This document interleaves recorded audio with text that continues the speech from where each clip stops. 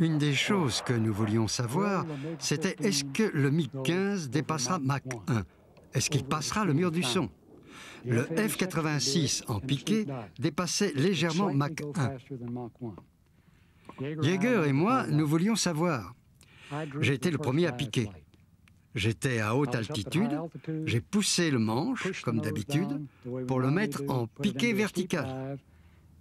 Sur le machmètre, il y avait une ligne rouge à 0,92. 92% de la vitesse du son. Et une lumière rouge s'allumait quand on y arrivait.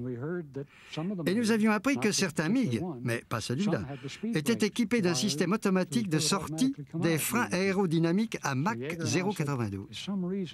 Yeager et moi, on s'est dit, il doit y avoir une raison pour laquelle ils empêchent l'appareil de dépasser Mach 0,92. Mais les as qui les affrontaient nous avaient dit, nous pensons que l'avion est supersonique. J'ai essayé 3 descentes en piqué et chaque fois que je dépassais 0,92, l'avion se mettait à vibrer très violemment. Ça ne m'impressionnait pas du tout, je m'y attendais.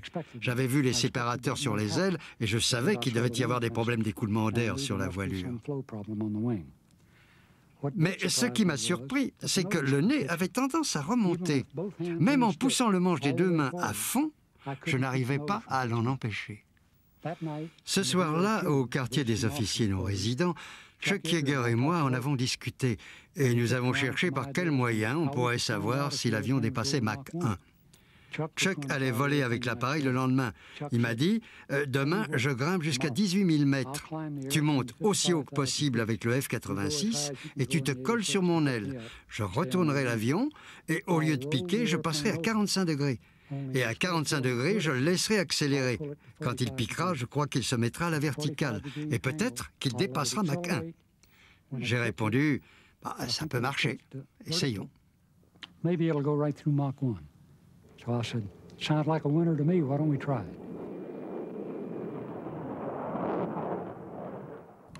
C'est exactement ce qu'on a fait. Je suis resté sur son aile quand il a atteint 15 000 mètres. On est descendu tout droit. Je pouvais voir les gouvernes horizontales bouger un petit peu. J'apercevais la dérive verticale qui bougeait aussi un peu. Je voyais aussi les ailerons se déplacer légèrement. L'avion suivait une trajectoire balistique. Il descendait tout droit. Je me suis dit, mais il va devoir s'éjecter, il va devoir sauter. À environ 5500 mètres, l'avion était couvert de condensation partout. Et il vibrait beaucoup. À environ 3600 mètres, le nez s'est redressé et à 1000 mètres, nous étions stabilisés au-dessus de la mer.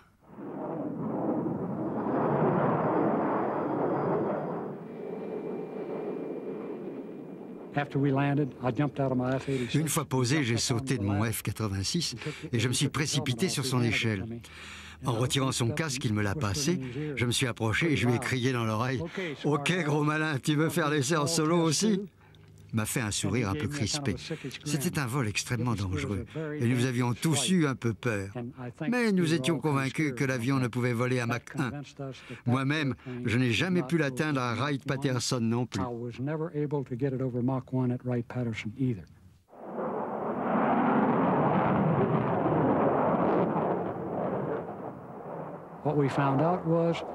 Nous avons aussi découvert qu'il avait quelques caractéristiques supérieures au F-86. Mais à tout prendre, la plupart de nos pilotes disaient « Si on me donnait le choix, je prendrais tout de même le F-86. » Et je dois féliciter le service de renseignement technique de l'air. Nous avons découvert que les caractéristiques de vol de l'avion, sa vitesse ascensionnelle et sa rapidité dans toutes les manœuvres correspondaient exactement à leurs estimations. Tout ce que Yeager, le général Boyd et moi avions découvert sur l'avion à Okinawa est resté secret pendant de très longues années. Et on a souvent dit « Mais c'est idiot, vous gardez secrètes les caractéristiques d'un avion de l'autre camp. » Mais ce n'était pas parce que c'était un avion ennemi, mais parce que si nous révélions ce que nous avions trouvé sur l'avion, nous révélions aux Russes la qualité de nos services d'essai, les techniques qu'ils utilisaient et la précision avec laquelle ils pouvaient évaluer un avion.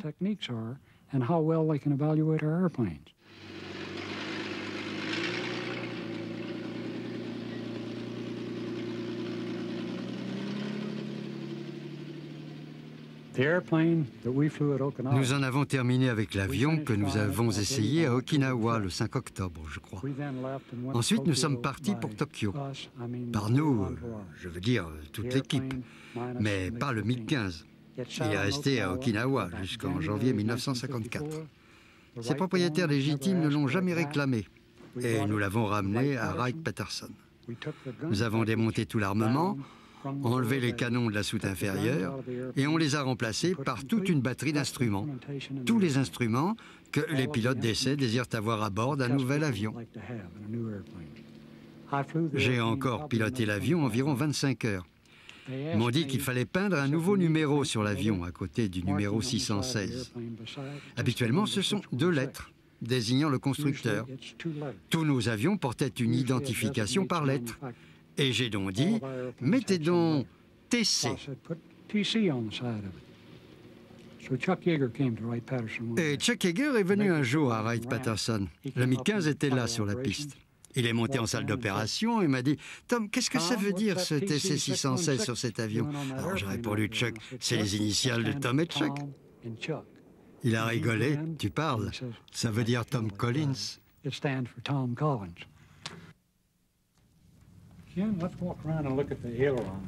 Ken, faisons le tour et allons voir les ailerons.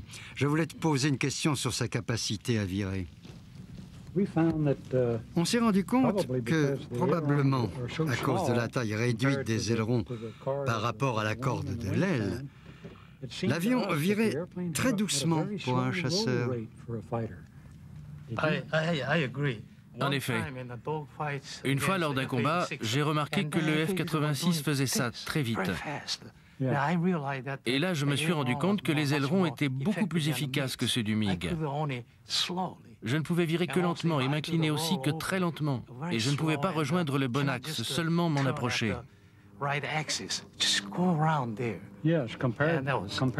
Oui, comparé au F-86, j'ai trouvé que les forces latérales à appliquer au manche étaient très importantes. Même si on poussait le manche à fond dans le sens aileron ou profondeur, on ne pouvait pas chahuter le MiG. Il virait à son propre rythme. J'imagine à quel point le manche devait être dur sans assistance hydraulique, parce que déjà ceux qui l'avaient étaient très durs à manier. Est-ce que vos instructeurs russes vous en ont parlé? Quand on leur disait que le manche était dur, ils nous disaient que si nous faisions un peu d'haltère, nous pourrions le déplacer plus facilement, mais ça ne nous aidait pas beaucoup. On pouvait voir où le manche avait été rallongé. On aurait dit que le tube avait été coupé au chalumeau et qu'on avait rajouté un morceau. Je m'en suis rendu compte quand j'ai vu que sur le F-86, le manche arrivait là, quand on le tirait à fond. Mais quand on faisait la même chose sur le MiG, il venait me toucher ici. Alors on a regardé ça de près et on a constaté qu'ils avaient rallongé le manche. Je parie qu'ils essayaient de réduire la résistance en augmentant le levier. C'est ça, ils ont augmenté la longueur au profit de la mécanique. Le MiG-15, comme le F-86, nécessitait un générateur extérieur électrique pour le démarrage. On appelait ça un APU, un générateur auxiliaire. On a fabriqué un adaptateur spécial pour le brancher ici. Nous l'avions fait faire aux États-Unis avant de venir parce qu'on avait des photos des pièces d'origine. Quel genre de générateur utilisiez-vous? Ils avaient aussi un générateur de démarrage électrique. Je comprends bien que les prises puissent être différentes d'un pays à un autre. C'est pourquoi nous avions besoin d'un démarreur électrique. C'était pour faire tourner le turboréacteur avant de le démarrer. On ne peut pas démarrer une turbine à gaz en injectant simplement du carburant et en pressant le bouton d'allumage. L'avion exploserait. La turbine devait avoir une certaine vitesse de rotation. Ensuite, on injectait progressivement du carburant et on lançait l'allumage. Dès que la turbine était amorcée, on débranchait le générateur. C'était la procédure correcte de démarrage. Le MiG-15 a une dérive horizontale placée très haut. J'ai volé sur P-38 pendant la Seconde Guerre mondiale un avion à 2 queues et on avait toujours peur, s'il avait fallu sauter, de venir buter sur la dérive horizontale. Avez-vous eu des pilotes qui venaient frapper la dérive très haute du MiG-15? Pendant un combat, un avion était tellement amoché que le siège éjectable n'a pas fonctionné. Et le pilote a dû sortir tout seul. Et apparemment, il a touché la dérive horizontale et son parachute ne s'est pas ouvert. Mais c'était un de ces vieux parachutes dont on était supposé tirer la courroie pour l'ouvrir. Et il ne l'a pas fait, il était sans connaissance. Il s'est écrasé au sol. C'était comme ça que la dérive élevée tuait.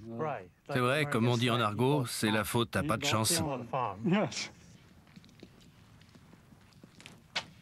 Le MiG-15 était armé d'un canon de 37 mm sur le côté. Étiez-vous satisfait de ce gros canon? Quelle était sa cadence de tir? Aviez-vous assez de munitions? Ce canon de 37 mm était parfait pour descendre les gros bombardiers, comme le B-29, mais il n'était pas fait pour le combat aérien. Bien sûr que non. Pour les combats aériens, la trajectoire balistique de ces munitions n'était pas assez rectiligne. Très vite, à 100 mètres environ, elle commençait à descendre. Et de plus, la cadence de tir était tellement lente qu'on n'avait pas de précision.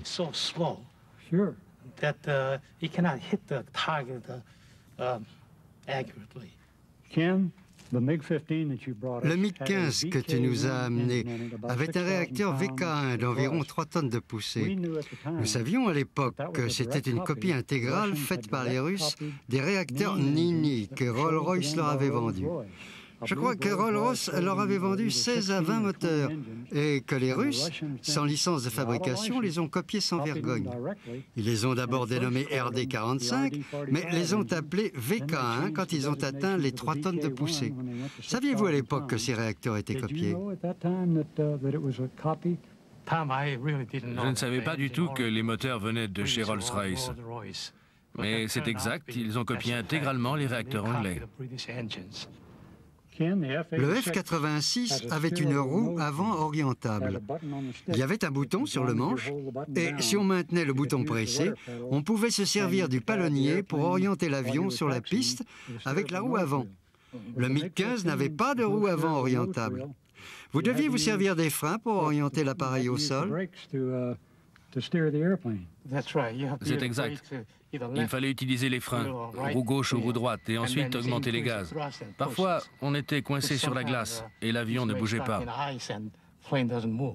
Oui, bien sûr, ça ne devait pas être facile de manœuvrer par temps froid sur une piste glacée ou s'il y avait beaucoup de neige.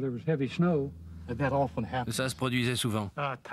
Tom, comme tu peux le voir, le cockpit du MiG-15, comparé à celui du F-86, est très étroit. Et si le pilote est un peu grand, il n'a pas beaucoup de place pour bouger. Autre problème, notre système de climatisation était rudimentaire.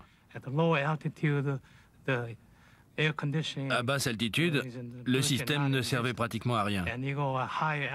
Et même à haute altitude, à 10 000, 12 000 mètres, où la température est de moins 60 degrés, il n'y avait pratiquement pas de chauffage.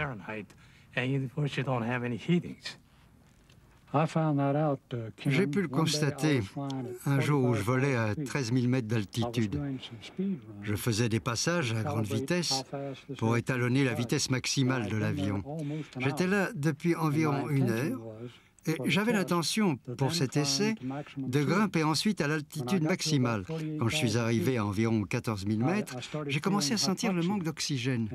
J'ai cherché le petit robinet rouge du régulateur d'oxygène, j'ai voulu l'ouvrir un peu. À ce moment-là, j'ai enlevé mon gant et j'ai vu que mes ongles étaient violets. C'était le signe d'un très sérieux manque d'oxygène. Et j'ai fait comprendre à Yeager qu'il fallait que je descende d'urgence.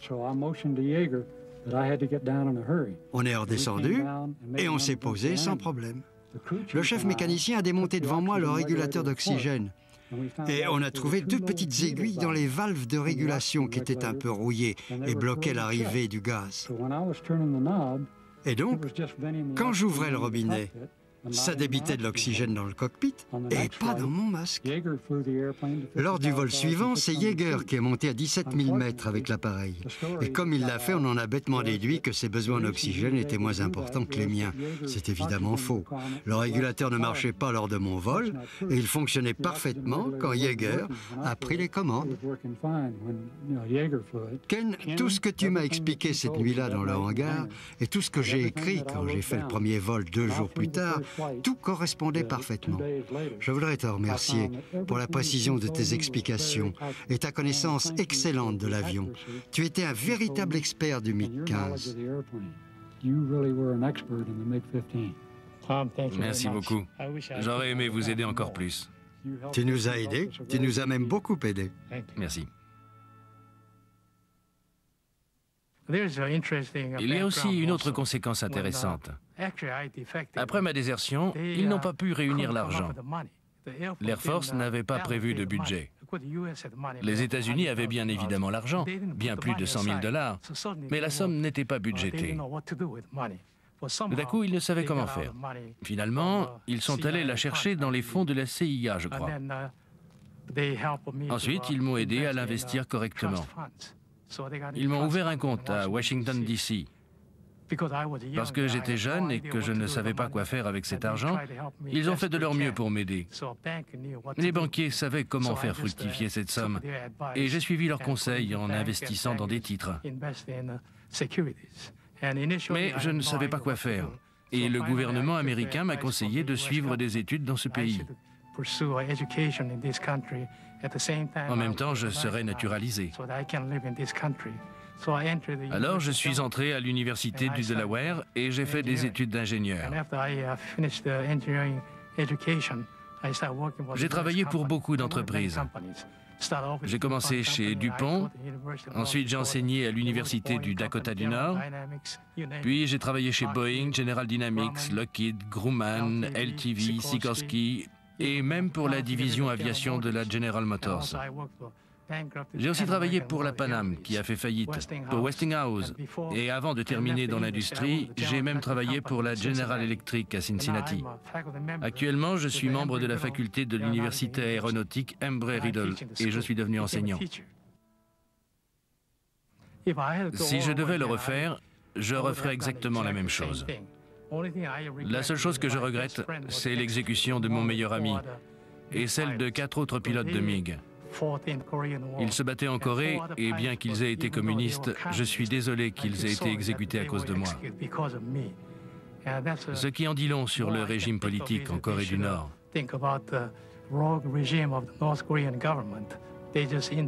Ils ont été exécutés sans discernement à cause de ma désertion, sans savoir s'ils y avaient participé ou pas. Mais mon meilleur ami a été exécuté, c'est indéniable. Je l'ai su par le camarade qui a déserté après moi et qui m'a raconté ce qui s'était passé après ma défection.